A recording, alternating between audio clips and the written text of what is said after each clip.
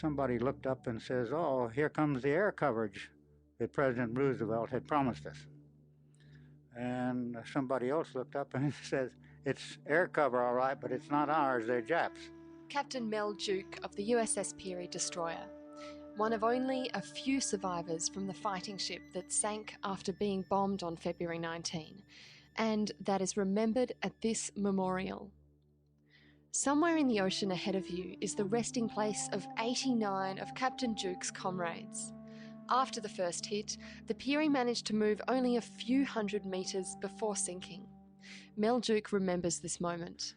The bombs began to fall and the sirens went, the alarm went, and then the dive bombers came in. We took a direct hit on the after section, then we got another hit on the bridge. Eric Thompson was watching from HMAS Deloraine.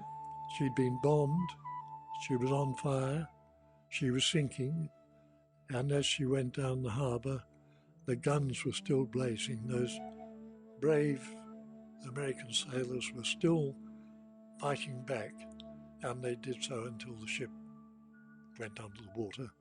It's something that impressed on my memory and I will never forget. USS Peary was unlucky. It was fresh back into the harbour for refuelling after it had been chasing a submarine away from the coast. The anchor was probably short-stayed, and means it was straight up and down and just touching a bottom.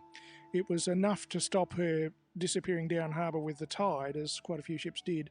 But even under a little bit of power, she couldn't get up enough to raise the anchor and to get sea room, which is what she wanted to manoeuvre to escape the Japanese.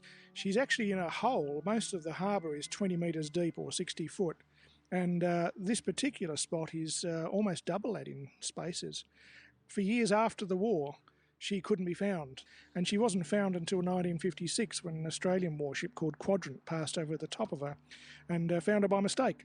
So some divers went down and they just found a couple of small lengths of human bones, and they were put in a box and taken back to America. Dr. Tom Lewis.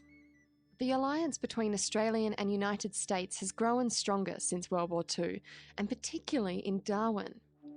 At the end of 2011, President Barack Obama visited Darwin to meet Australian troops, and he announced the expansion of US military training in the Northern Territory. In a sense, it was here, in Darwin, where our alliance was born, during Australia's Pearl Harbor. The United States continues to make Darwin a priority in its global defence posture. 70 years may have passed, but we will always remain the front line for Australia.